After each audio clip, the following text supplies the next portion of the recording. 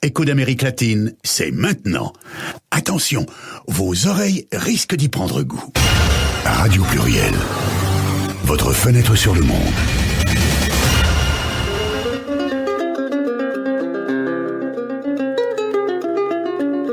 Saveur, son et accord. Un voyage dans les traditions latino-américaines.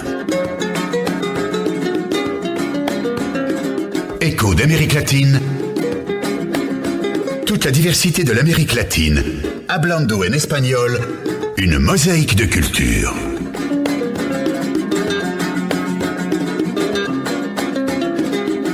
Écho d'Amérique latine. Écoutez les rythmes, les sons et les gens des pays latino-américains sur Radio Pluriel 91.5.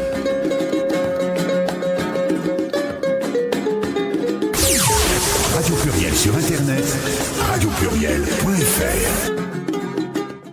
Buenas tardes a todos y todas, bonjour à tous et bienvenue en nuestra emisión Eco de América Latina, Eco de Amérique latine. Aujourd'hui, samedi 19 novembre y soy Florent y estaremos juntos hasta las 3 de la tarde.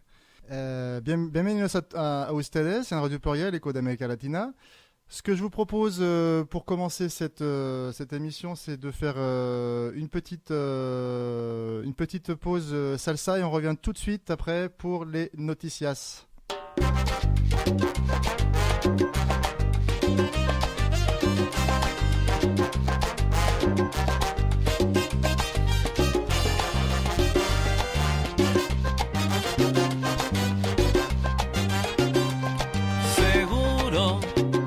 Vas a arrepentir, ay, por lo mucho que me hiciste a mí sufrir. Tú me trataste como un perro vagabundo, como si fuera lo peor en este mundo. Ya tú verás, me la pagarás, que te perdone Dios porque yo no. Tú mataste mi amor cuando con otro te marchaste y desde entonces me partiste el alma en dos.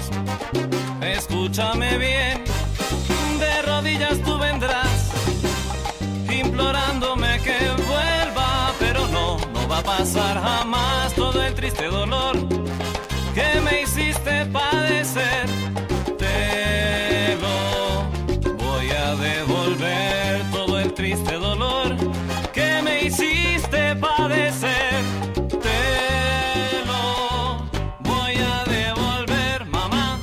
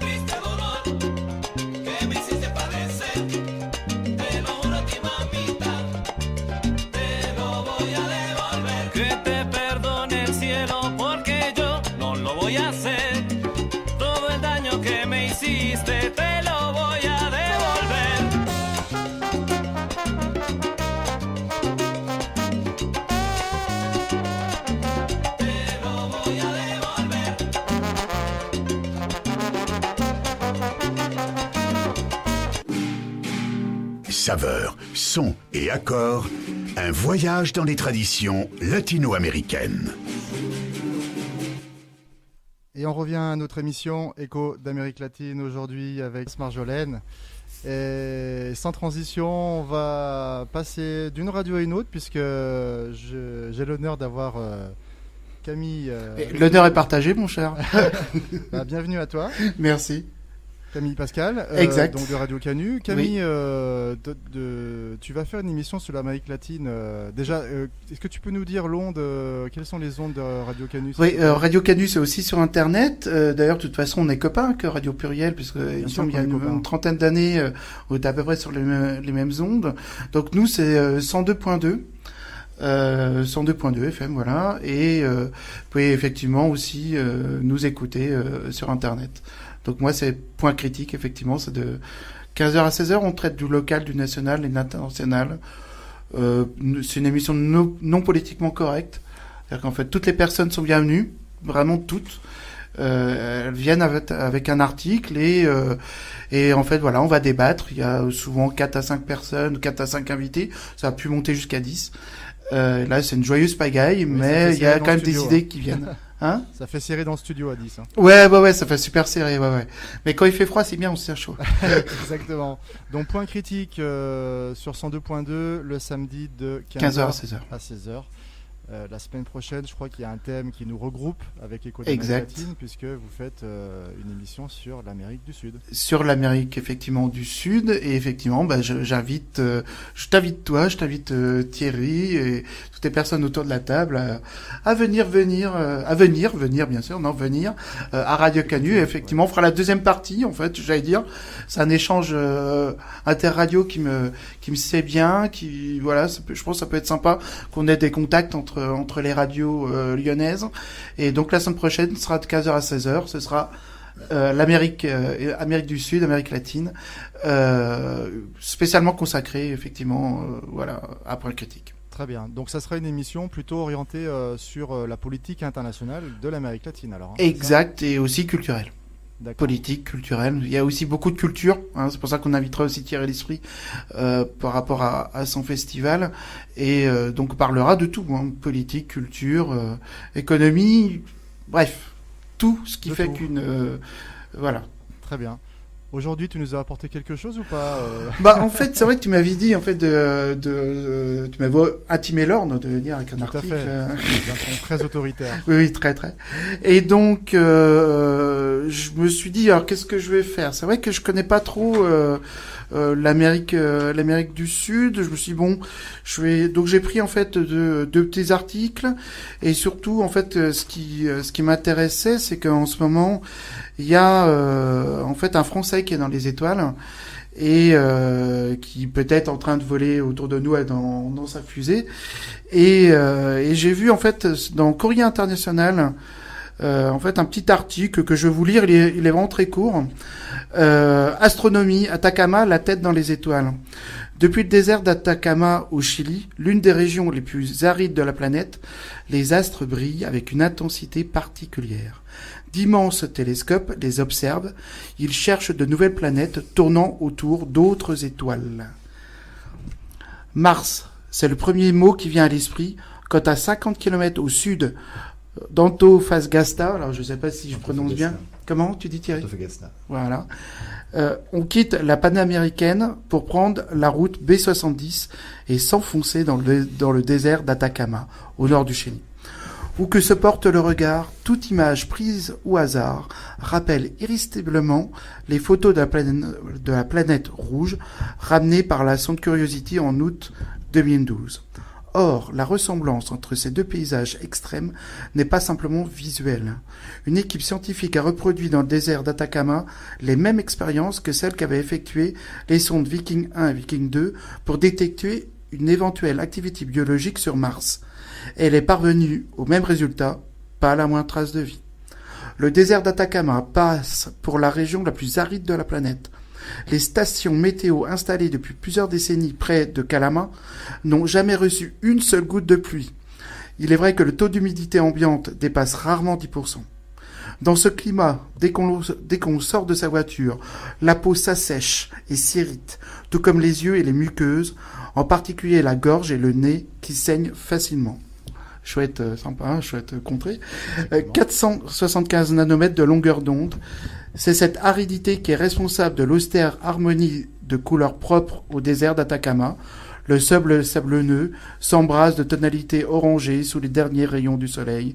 Les pierres sont noires et la voûte céleste est d'un bleu absolument pur, de ce bleu que l'on ne peut définir que par la propriété physique qui le caractérise. Une longueur d'onde de 475 nanomètres, l'absence d'humidité confère à cette atmosphère azuréenne une limpidité sans égal. Mais le crépuscule venu, Atacama se métamorphose, l'aridité semble s'estomper et plus personne ne déplore la sécheresse extrême de l'air et l'absence de vie, car le ciel brille d'une telle intensité qu'il paraît presque palpiter. Les nuits sans lune, on voit la silhouette des objets se découper dans la lumière émise par les milliards d'étoiles de la Voie lactée, l'une des centaines de milliards de galaxies qui peuplent l'univers, cette lumière qui nous vient après avoir traversé des espaces vides de centaines d'années-lumière. Voilà, je voulais faire simplement un petit voyage comme ça dans l'espace, en prenant le site d'Atacama. Puisque tu nous as à la fois fait rêver avec les étoiles et les planètes, et puis en plus on a même eu des données scientifiques. Voilà. Très complet et très original d'ailleurs comme article, parce que c'est vrai qu'on parle pas souvent de l'Amérique du Sud en tant qu'observatoire. Atacama, c'est une région désertique du nord du Chili qui...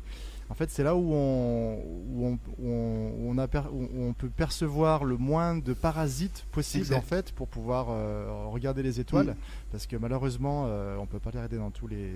On a beaucoup de parasites en fait au niveau des ondes électromagnétiques. Et Atacama, c'est parfait, c'est un endroit qui est peu exposé à la lumière et aux parasites des ondes. Donc, c'est plutôt l'éclate pour les scientifiques d'aller regarder un peu ce qui s'est passé il y a des milliers d'années dans nos étoiles. Oui, et puis ça permet aussi de comprendre comment fonctionnent aussi d'autres systèmes. On a pratiquement Mars à portée de la main, à portée d'avion. Donc ça peut être sympa. Ce serait intéressant de savoir si c'est touristiquement possible d'aller dans le désert pour pouvoir peut-être visiter l'observatoire. Je sais que j'aimerais beaucoup, moi j'aimerais bien.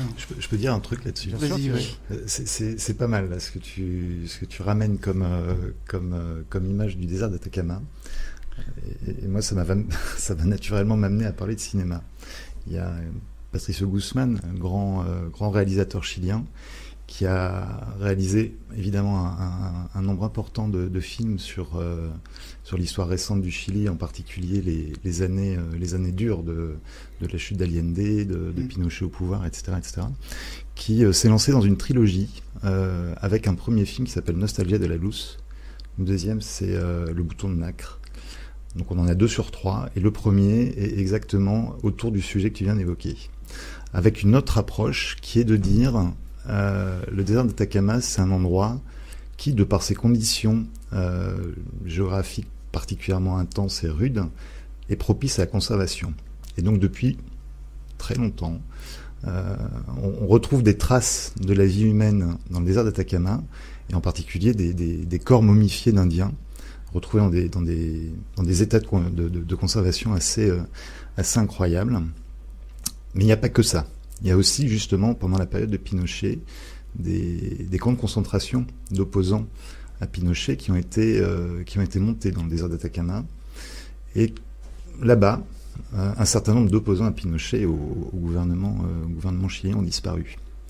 Et depuis cette période-là, depuis les années 70, il y a, en particulier depuis les années 80, j'ai envie de dire, il y a des gens qui cherchent des corps là-bas, qui cherchent des traces de leurs proches qui ont disparu, qui ont été notamment internés dans ce qui était des vestiges de mines, puisqu'il y a les mines de cuivre notamment dans cette zone chilienne. Et ça, c'est un premier point d'approche du film.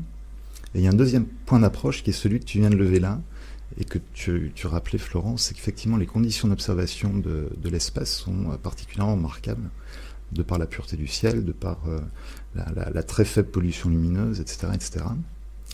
Et donc au même moment où il y a des gens qui cherchent dans le sol pour trouver des traces et remonter l'histoire, il y a des gens qui regardent dans le ciel pour observer le passé, puisque quand on regarde la lumière, c'est quasiment la fin de ton article, on voit des années-lumière dans le passé, Et finalement, ce film-là fait un rapprochement qui est juste magnifique entre des scientifiques qui regardent dans le passé, en regardant dans des télescopes qui sont montés, je pense, depuis le début des années 60 ou 50 ou 60. Ce sont des machines magnifiques, du point de vue mécanique. Il y a des images magnifiques de ça. Je crois que c'est le plus grand télescope du monde. Ouais, encore, ouais. Et dans le même temps, des petites grand-mères ou des proches de ceux qui ont disparu qui regardent dans le sol pour retrouver des traces d'ossements dedans, etc., etc. Et ce rapprochement est magnifique d'un point de vue intellectuel, fonctionne extrêmement bien, très touchant. Le film est, je pense, enfin, à mes yeux, c'est le plus beau film de Guzman. Ça paraît poétique, en tout cas, effectivement. Ouais. Et ça permet de traiter un sujet qui est vraiment douloureux de façon très novatrice, avec finalement, pour des raisons différentes, à différentes échelles, l'homme cherche son passé, parfois un passé qui est très proche et douloureux, et un passé beaucoup plus éloigné qui donne du sens et de la compréhension à ce que nous sommes sur Terre, quoi. Tout à fait, j'aime bien l'image, regarder en l'air et regarder au sol pour chercher deux choses complètement différentes, mais deux choses essentielles. Avec un élément chimique qui est le calcium, un élément chimique commun qui est le calcium. Tout à fait. Je vous propose de faire une petite pause musicale. Écoute, allons-y. Après avoir voyagé un petit peu dans l'espace et sur la Terre et dans le désert d'Atacama. On revient tout de suite et puis on va écouter une petite cumbia de Celso Piña, Reina de Cumbias. Restez avec nous sur Echo d'Amérique latine, Radio Pluriel. Piquante, romantique, nostalgique ou sensuelle, les sonorités de l'Amérique latine vous enivrent sur Radio Pluriel.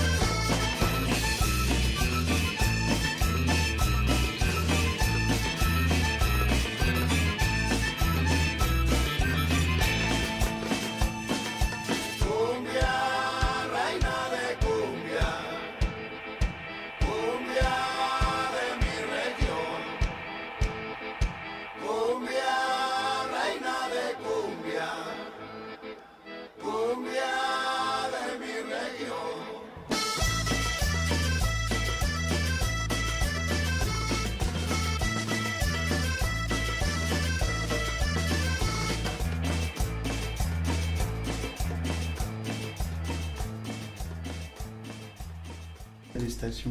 Et on revient à notre émission Écho d'Amérique latine, Ecos de América Latina, Radio Pluriel 91.5, avec toujours nos invités, Liliana, Marjolaine, Thierry et Camille. Comment están ustedes? Comment ça va?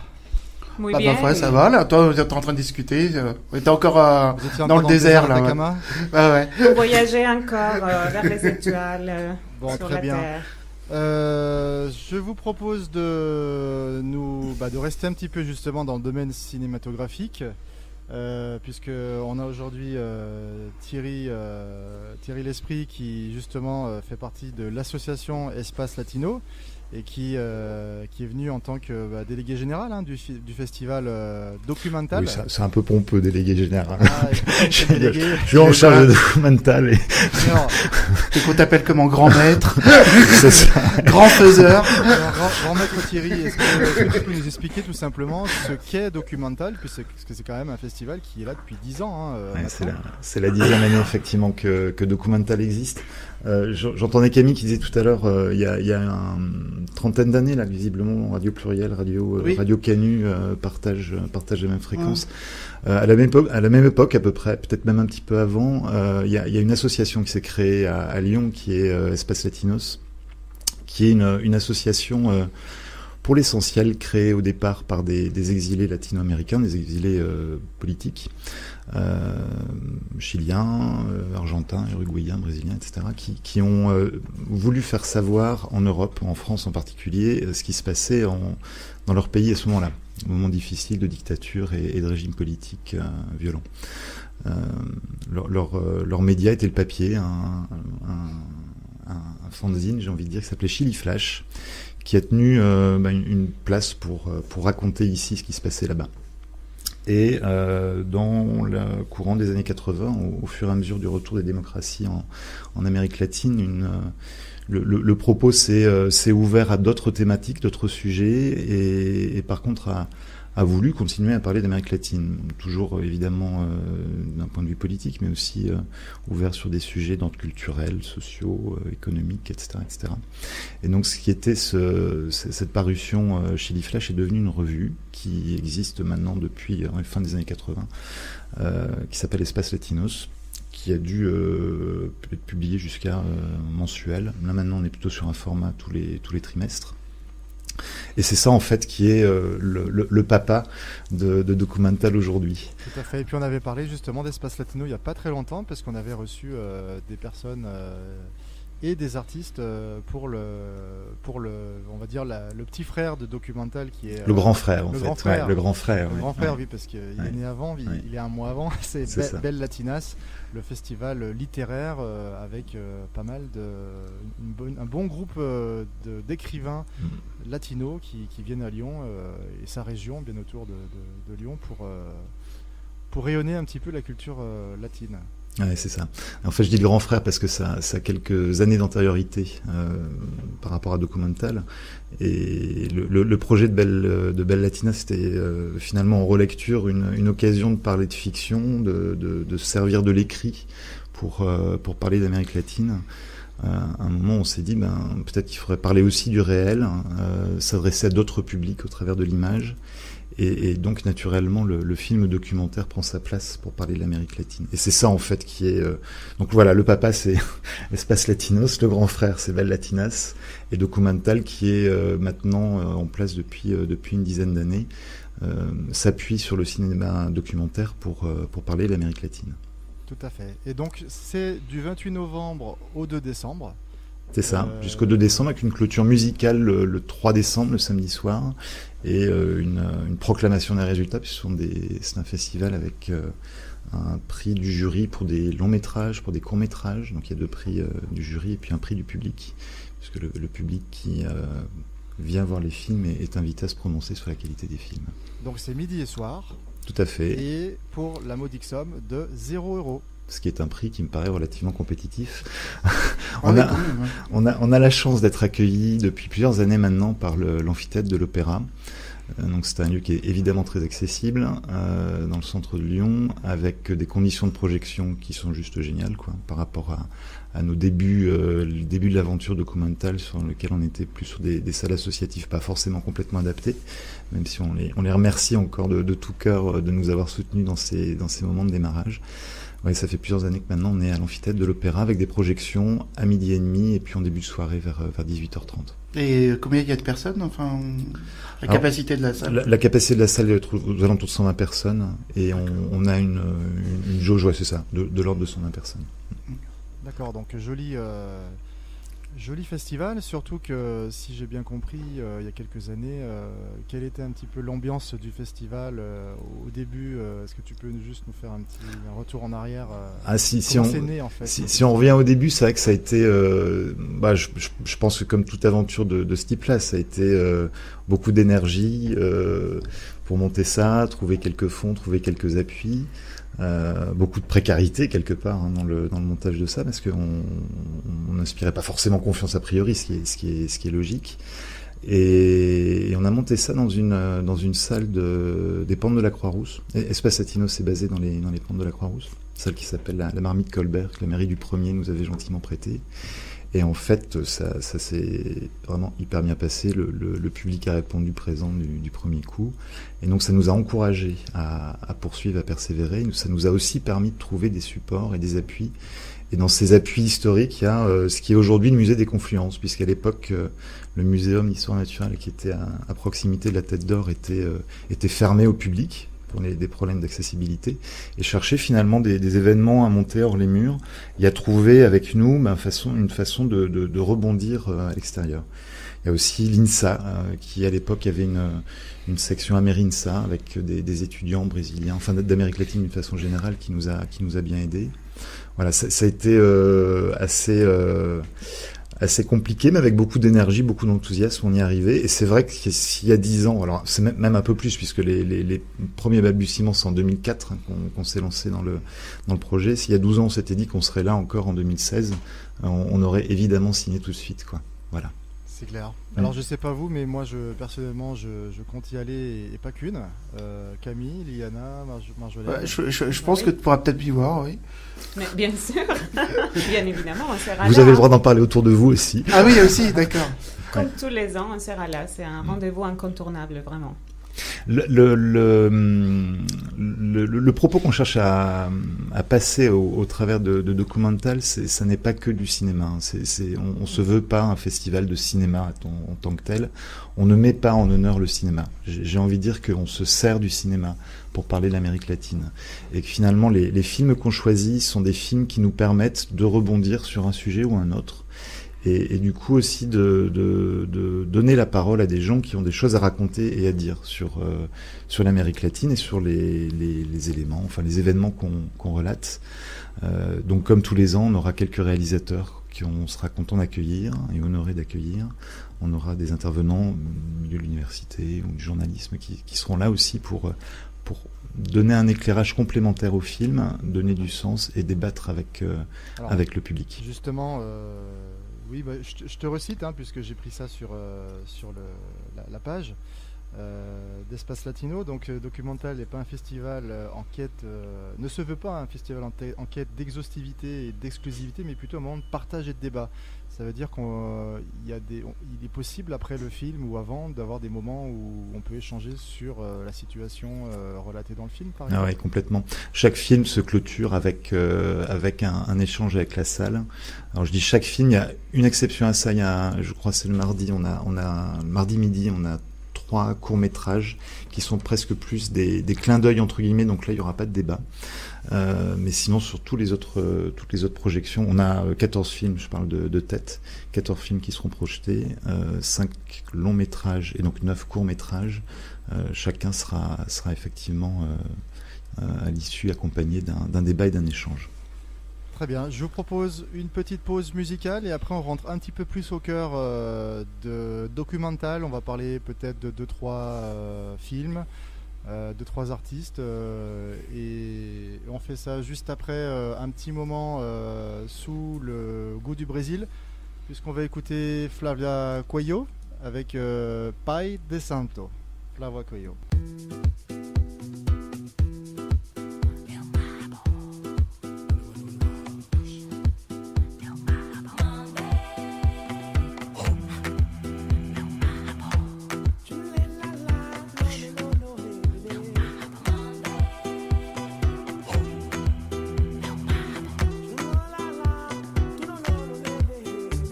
Se simplicidade é melhor, pra que vai complicar como peça de computador? Difícil você dorme bem, sem perdoar.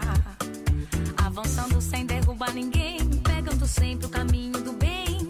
Esforço tremendo pra não ter que se ajoelhar. E nós, adorados, invejados, copiados pela concorrência normal. Vigiados pela polícia intelectual. Oh, manda buscar, trago pra cá, manda buscar, tá. Mandei buscar meu marabô.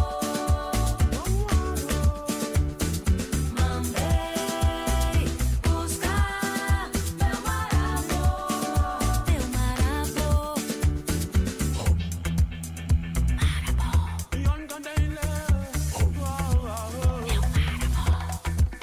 Nem tudo são flores no jardim da vida. Palavras que marcam sonho de menina.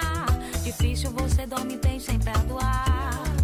No positivo a gente acredita e nunca perde o sentido da vida. Amigo, nunca desistir sem terminar. E nós criticados, o mal olhado. Minha santa, tem cuidado. Vigiados pela polícia intelectual. Oh, manda buscar, trago pra cá, manda buscar, tá. Mandei buscar meu marabô. Mandei. Écho d'Amérique latine, c'est maintenant.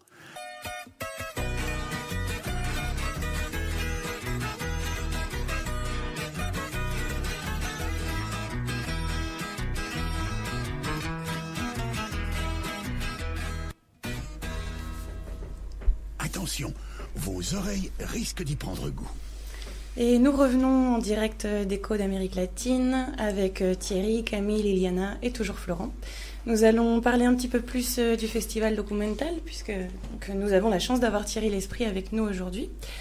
Donc j'avais des petites questions par rapport à ta façon de travailler pour l'organisation du festival. Donc déjà, comment est-ce que tu ou vous sélectionnez les documentaires qui sont présentés lors du festival ? Ça, c'est la question compliquée. C'est évidemment un élément clé et c'est pas simple. C'est pas simple parce que, pour plein de raisons. Notre cahier des charges, entre guillemets, sur les films est relativement simple. On ne fixe pas de contraintes sur l'origine des films. Donc, ce sont des films qui sont d'origine latino-américaine, mais aussi européenne. Enfin, on n'a pas de contraintes sur la nationalité de la production ou des réalisateurs. On a une contrainte sur, entre guillemets, l'âge du film. On veut des films récents. Donc quand je dis récents, en 2016, au pire, on projeterait des films de 2013, même si je crois que de mémoire, ça doit être des films de 2014 ou 2015 uniquement qu'on projette cette année. Pas de contrainte non plus sur les thématiques. Ça peut être des sujets politiques, je redis, culturels, musicaux, etc. On a une petite innovation cette année, c'est la première fois qu'on passera un film d'animation, un film court d'animation, documentaire. Et pas non plus réellement de contraintes sur le lieu. C'est-à-dire que même si je parle de mémoire, ça ne doit pas être le cas cette année, on a projeté des films qui ne se tenaient pas en Amérique latine. On a passé des films qui se passaient en Amérique du Nord, aux États-Unis, autour de l'immigration mexicaine aux États-Unis. On a passé des films qui se déroulent en Europe. J'en souviens en particulier un film avec des problématiques et des histoires autour de l'immigration colombienne. Je parle de mémoire en Belgique. Un film autour d'un personnage qui a laissé une trace au Mozambique, un géographe chilien. Et puis là pour le coup, c'est une histoire sans fin. Dès qu'on soulève le chapeau de la musique en Amérique latine, très souvent on rebondit en Afrique. Et donc on a des allers-retours entre l'Afrique et l'Amérique centrale ou l'Amérique du Sud.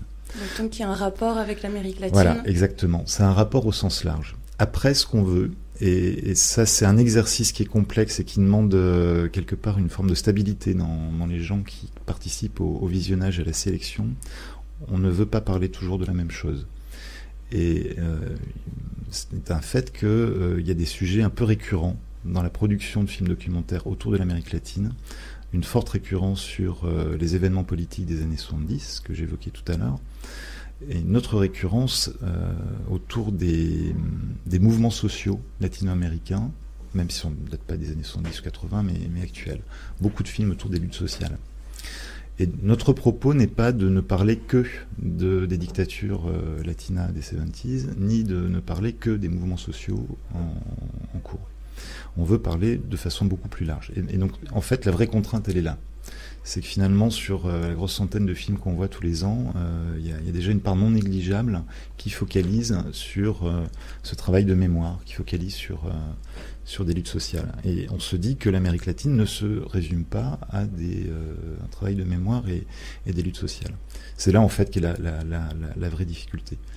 Donc, une fois qu'on a posé tout ça, et là, j'en viens plus directement à ta question, comment on s'y prend ? On regarde beaucoup ce qui se passe dans d'autres festivals, en France ou ailleurs.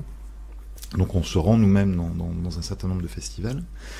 On a des candidatures spontanées, entre guillemets, de réalisateurs ou de boîtes de production qui ont connaissance de notre existence et qui nous écrivent, ou nous envoient leurs films. Et donc aussi des contacts avec un certain nombre de festivals en Amérique latine, en particulier avec qui on a calé un partenariat, qui est un festival à Caracas, au Venezuela, qui est un festival dédié au cinéma documentaire andin, au sens nord du cône sud, quoi. C'est-à-dire films issus du Bolivie. Alors là, pour le coup, il y a une contrainte de leur part sur l'origine des réalisateurs ou des productions. Donc, ce sont des films boliviens, péruviens, équatoriens, vénézuéliens, colombiens. Voilà. Donc, vous vous déplacez jusqu'en Amérique latine, par exemple ? En l'occurrence, oui. Et parfois aussi pour rencontrer des réalisateurs ? Alors, ça, c'est pour rencontrer des réalisateurs, non, on a des moyens modernes, genre Skype, etc., qui nous permettent de discuter avec eux à distance. Mais bon, on va pas de pigeons voyageurs, de trucs comme ça, non ? Non, mais on va dire franchement, les choses franchement, on a honnêtement, je disais tout à l'heure que le documental s'est monté dans une certaine précarité. On est toujours confronté à cette forme de précarité. Et donc nos moyens étant limités, on ne va pas non plus tous les 4 matins en Amérique latine, c'est clair. Voilà. Malheureusement. J'imagine. Quand vous discutez avec les réalisateurs, vous leur posez des questions sur la réalisation de leurs documents. Donc, qu'est-ce que vous cherchez à savoir ? Parce que ça vous permet aussi de sélectionner. Non, honnêtement, c'est quand même plus le film qui nous amène à sélectionner que un entretien avec le réalisateur a posteriori. On prend le film tel qu'il est. Après, on cherche à savoir pourquoi, comment, etc., etc. Mais le sens, et c'est en ça que je réinsiste, notre propos est vraiment de s'appuyer sur le film documentaire pour parler d'Amérique latine. Le réalisateur est évidemment amené à nous parler, à nous expliquer, etc. Mais ce qui nous intéresse le plus, quelque part, c'est le contenu du film, clairement. Et alors, tout à l'heure, donc, on disait que c'était un festival... donc de documentaires. Alors moi j'ai une petite question par rapport à ce choix-là, parce que c'est pas tellement courant, un festival uniquement de documentaires. Donc pourquoi avoir préféré le documentaire à la fiction ? Est-ce que vous pensez que la réception du public est différente ? Est-ce qu'on informe mieux par le documentaire que par la fiction ? Là encore, c'est une question compliquée. Non, on va passer à d'autres questions. Comment tu t'appelles ? Non. En fait, c'est une question compliquée parce que c'est une question qui amène à la question de fond qui est quelle est la différence entre un documentaire et une fiction ? Et on sait bien qu'un certain nombre de films documentaires, vous voyez, les gens, la scène des retrouvailles, etc., c'est jamais une scène réelle. C'est toujours une scène qui est jouée ou rejouée. Donc on sait bien qu'on n'est pas dans le documentaire. Donc, en fait, ça amène à cette question de base qui, quelque part, est toujours irrésolue. Pourquoi le documentaire plutôt que la fiction ? Ça me ramène à ce que je disais tout à l'heure avec Belles Latinas, dans les prémices, entre guillemets, de documental. On avait, de par ce qu'avait créé et monté Espace Latinos, quelque chose autour de la fiction et de l'écrit. On voulait quelque chose autour du réel et de l'image. À partir du moment où je dis réel et image, on va plutôt vers le film documentaire. Mais effectivement, ça peut être un point de débat, j'en suis conscient. Maintenant, des festivals purement documentaires, il en existe quand même un certain nombre. Je pense au festival des Nantais, là, des 5 continents, festival insulaire de l'île de Groix. Enfin, il y a quand même pas mal, et ne serait-ce que l'USAS, évidemment, au premier rang, quel l'USAS, le ciné du réel à Paris. Enfin, il y a énormément. Il y a beaucoup de cinéma, de festivals qui ne se tournent que vers le documentaire. Quelque part, on est un peu dans leurs traces avec nos propres moyens et notre propre lecture du truc, mais voilà. Alors il nous reste moins de 10 minutes avant de clore cette émission avec l'agenda, vous verrez, qui est assez riche et chargé. Est-ce qu'on peut parler peut-être d'un ou deux films alors c'est difficile toujours de préférentialiser un ou deux films parmi, je crois qu'il y en a une petite douzaine, une bonne douzaine. Il y en a 14. 14. Voilà. Est-ce qu'il y en a un qui t'a particulièrement attiré l'attention? Moi, en tout cas, allez, je me lance. Cinco Veces Chico, donc film brésilien, qui parle apparemment. Tout le film tourne autour d'un fleuve, si j'ai bien compris, le fleuve São Francisco. C'est ça. Qui se trouve vers Salvador de Bahia, au nord-est du Brésil. Donc un reportage sur un fleuve, en fait c'est quoi? C'est un reportage sur les habitants qui vivent autour? C'est en fait le fleuve est un prétexte. Le fleuve est un prétexte. Alors déjà pour le coup, alors ça vient un peu à l'inverse de ce que je disais auparavant, mais un travail cinématographique. Ce sont 5 réalisateurs qui se sont accaparés le sujet, et 5 réalisateurs de renom brésiliens. C'est le film qui ouvrira le lundi soir. Même si on a une séquence le lundi midi, le soir, ça sera le premier long métrage qui sera projeté. Donc le 28. Le 28. Ce sont 5 réalisateurs qui ont attrapé le fleuve et descendu le fleuve. Et chacun, à sa manière, a traité le sujet pour mettre en valeur les modes de vie, les populations locales et le fleuve dans son environnement, dans son paysage et avec ses hommes. Il y a des moments d'humour qui sont... Alors l'ouverture, faut pas le rater. Le début est juste extraordinaire avec des pêcheurs. Il y a beaucoup d'humour, beaucoup de sourires, beaucoup de mensonges. Enfin, c'est rigolo. Voilà, c'est typique, tu vois, dans ta question de tout à l'heure. Le documentaire, quelque part, amène cette opportunité-là, cette espèce de construction autour d'un fleuve, mais ça n'est qu'un prétexte pour parler d'autre chose. Bien sûr. Ouais. Et alors, en rebond à ça, moi, il y a 2 films qui vraiment m'ont beaucoup plu, qu'on a positionnés le vendredi midi et vendredi soir. Ce sont 2 films autour de Cuba. Vendredi midi, il y a un film qui s'appelle El Enemigo. C'est un film donc ça se passe à La Havane, où pour lutter contre la dengue et les maladies liées aux moustiques, le pouvoir, l'État a monté des brigades de lutte contre les moustiques, très militaires, très carrés. Et là encore, c'est un film qui a énormément d'humour, mais qui dit énormément de choses sur ce qu'un pouvoir autoritaire, ce qu'un régime autoritaire est capable de faire, jusqu'au délire, quoi. On se croirait un peu là encore dans une fiction, sauf que pour le coup, c'est pas une fiction. C'est la réalité. Et ça parle beaucoup finalement de ce qu'est Cuba aujourd'hui. Et le film qu'on passe le soir, Pequeñas Mentiras Piadosas, est un film qui parle de Cuba, la fin d'une histoire quelque part. C'est les Cubains qui essayent de rejoindre les États-Unis, qui ont évidemment énormément de difficultés pour obtenir le visa et les papiers qui vont bien, passent par une intermédiaire qui les coach avant l'entretien à ce qui n'était pas l'ambassade au moment du film. Je crois que maintenant les États-Unis ont réouvert une ambassade, mais il y avait juste une représentation diplomatique. Et chaque candidat à l'exil était reçu pour un entretien, pour s'assurer que c'était pas, entre guillemets, un exil, mais un simple voyage pour revoir la famille, etc., etc. Et donc cette femme coach les gens qui allaient passer l'entretien. Ça m'amène aussi à revenir un peu en arrière sur ces 10 ans de documental, où je disais, on ne veut pas parler toujours de la même chose. On essaye aussi de mettre de la cohérence année après année dans ce dont on parle. Et sur 10 ans, on a, évidemment, c'est logique, des évolutions des évolutions quand on parle de Cuba, des évolutions quand on parle du Venezuela, des évolutions quand on parle de Colombie, d'Argentine, enfin tous ces pays qui finalement ont une actualité politique, sociale. Donc en fait, tu vois que les thèmes finalement voilà, évoluent aussi. Et même si on revient sur le Ouais. pays, sur son actualité, et ben d'année après année, on voit vraiment les choses bouger, évoluer. Le pays quoi. se construire, Ouais, se renouveler. Ouais. Donc ces deux films, c'est juste pour prendre ces exemples. El Enemigo Cuba, donc c'est le vendredi 2 décembre à 12h30 à l'Opéra. Et puis le soir, quelques heures plus tard, ça sera 18h30, oui c'est ça. C'est ça. Pequeñas Mentiras Piadosas. Voilà les petits mensonges pour aller s'exiler aux États-Unis. Il nous reste, 2-3 minutes pour Allez. clore cette émission. Encore un film qui là encore aussi un peut rebondir film vachement rapide. avec un certain nombre de choses, y compris chez nous.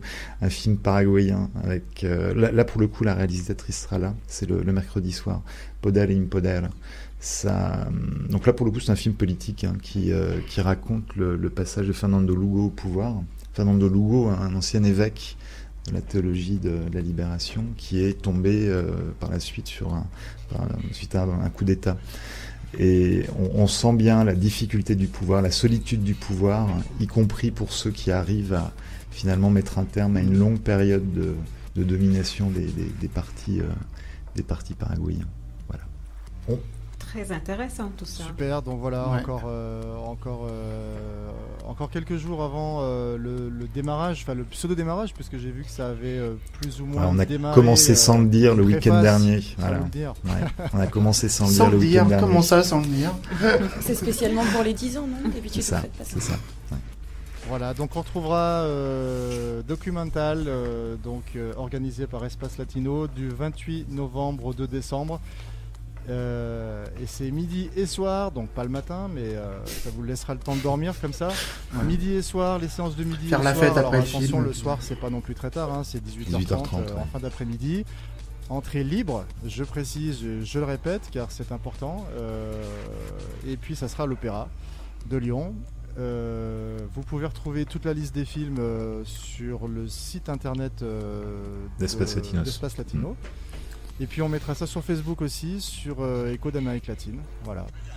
On a été ravis de pouvoir parler de ce festival qui a 10 ans, Thierry. Merci à toi d'être venu. Merci à vous de Merci, cet Thierry. accueil. Merci à toi. Merci. Et puis je tiens à remercier aussi Camille. Bah écoute, moi Camille, c'était un merci véritable pour, plaisir. C'est la première fois que je voyais Radio Pluriel, alors j'exulte de joie et de bonheur d'être ici. Merci pour ton article sur Atacama, tu nous as fait rêver aussi. Bah écoute, On c'est sait fait plus pour si on ça. doit regarder en haut ou en bas, mais merci en tout cas à toi. Et puis nous on se donne rendez-vous donc la semaine prochaine sur Radio Canu de 14h à 14h, Voilà. non, de 15h à 16h, 15h à là je vais y 16h. arriver. De 14h à 15h, il y aura Radio Pluriel. Voilà. Il y aura l'émission toujours Écho d'Amérique latine. Revenez Voilà. nous voir la semaine prochaine. Et puis après, vous pourrez faire un petit tour sur 102.2 sur Radio Canu. Voilà, avec Thierry l'Esprit, toi et plein d'autres personnes encore. Et comme ça, on 15h, prolongera 16h. un peu l'Amérique latine. Je remercie aussi Marjolaine et Liliana d'être venues Merci. sur Merci, ce plateau Florent. et de nous avoir assistés pour cette émission et son interview. Merci à vous. Chicas, muchas gracias. Gracias. De nada. Je vous dis à très bientôt et puis on va donc clore cette émission avec un petit agenda musical concocté par Olga, notre collègue, un agenda bien riche, parce que je crois qu'il y a pas mal de groupes de musique qui se produisent sur Lyon et sa région là en ce moment. Je crois qu'il y a Flavia Cuello qui va se produire le 22 novembre il me semble. Le 26, Le samedi 26, prochain. L'experte c'est Marjolaine, merci Marjolaine. Le 26 c'est au Transborder. Oui. Voilà, donc C'est le ça. 26 Flavia Cuello. Avec Gato Negro et Cumbia Boruca. Et puis voilà, justement, je crois qu'ils vont nous en parler un peu plus dans l'agenda d'Olga. Donc je vous souhaite un excellent week-end à tous. Muchas gracias. Bon après-midi, bonne semaine.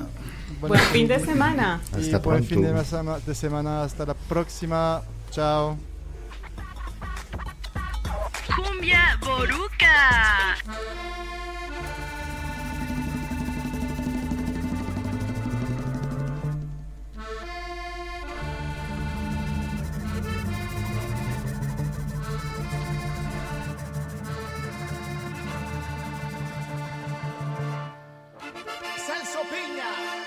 y la cumbia boruca.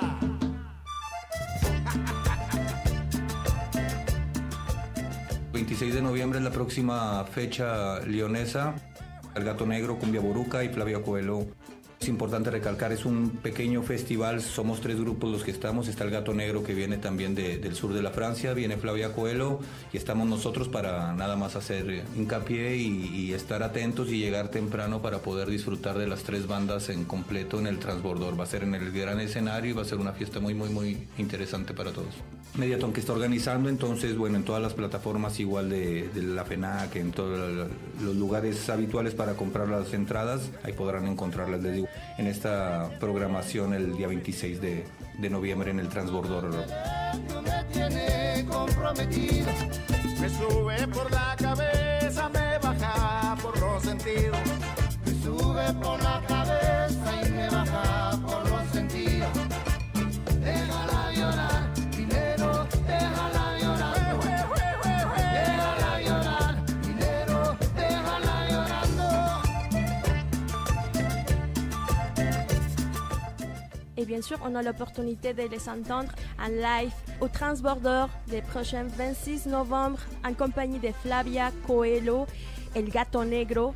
Et c'est l'association Mediaton qui organise ce grand rassemblement musical.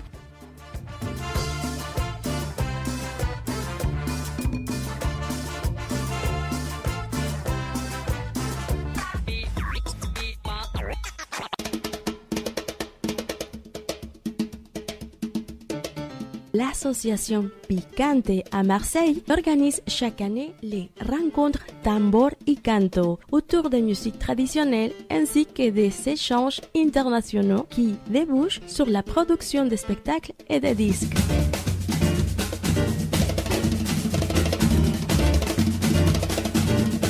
Alors la semaine prochaine, il s'agit des rencontres tambor y canto qui sont centrées sur le Rio de la Plata, c'est-à-dire l'Uruguay et l'Argentine. Donc nous avons 3 soirées, le jeudi 24, vendredi 25 et samedi 26 novembre. Le jeudi 24, une création autour du candombe afro-uruguayen qui s'appelle Canta Candombe, avec 2 artistes uruguayens, une chanteuse, un percussionniste et moi-même au piano. Le vendredi 25, nous avons un bal de tango uruguayen, voilà, qui donne un peu le pendant l'immense variété de balles de tango argentin qu'on a. On a toujours du tango argentin, jamais du tango uruguayen. Donc c'est ce qu'on a voulu faire avec la sauce piquante. C'est le vendredi 25 novembre à la Bastide de la Magalone à Marseille. Un magnifique château du XVIIe siècle qui nous ouvre son salon et son beau parquet pour danser le tango uruguayen. Avec des musiciens live, donc aussi une chanteuse d'Uruguay et 2 musiciens argentins. Et le samedi 26, nous avons des ateliers toute la journée, des ateliers de danse argentine, des ateliers de percussion uruguayenne, donc des ateliers de candombe. On a même des ateliers de cuisine où on peut apprendre à faire les empanadas, une projection et un concert exceptionnel de Chango Spaciu, qui est donc le maître du chamamé à l'accordéon et qui vient en trio pour jouer le samedi 26 à Marseille.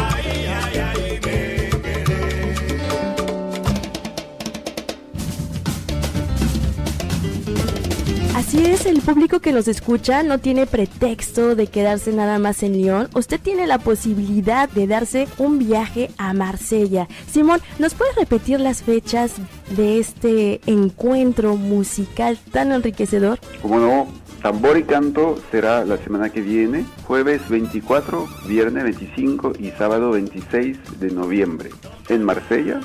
El jueves 24 estamos en la Cité de la Musique que queda justo al lado de la estación de tren San Charles. Estamos haciendo un concierto de candombe, se llama Canta Candombe, con dos artistas uruguayos, Soledad Tolosa y Álvaro Pérez, y yo en el piano. El viernes 25 estamos haciendo un bal de tango uruguayo, para cambiar un poco de los bal de tango argentino. Vamos a tener 3 artistas, 2 argentinos y una cantante uruguaya. Eso va a ser en la Bastide de la Magalón, en Marsella también, el viernes 25. Y el sábado 26 tenemos un día de talleres, con taller de percusión de candombe, los tambores del candombe, taller de danza argentina, chacarera, samba, zapateo, y hasta talleres para cocina, para aprender a hacer empanadas, y una proyección y un concierto excepcional sobre el chamamé argentino, para ver también que no solo hay tango, sino muchas otras músicas en Argentina. Y tenemos el maestro del chamamé, que se llama Chango Spasiuk, en Marsella. De l'Argentine au Mexique, en passant par l'Équateur ou le Nicaragua, les rythmes de la musique latine sont sur Écho d'Amérique latine.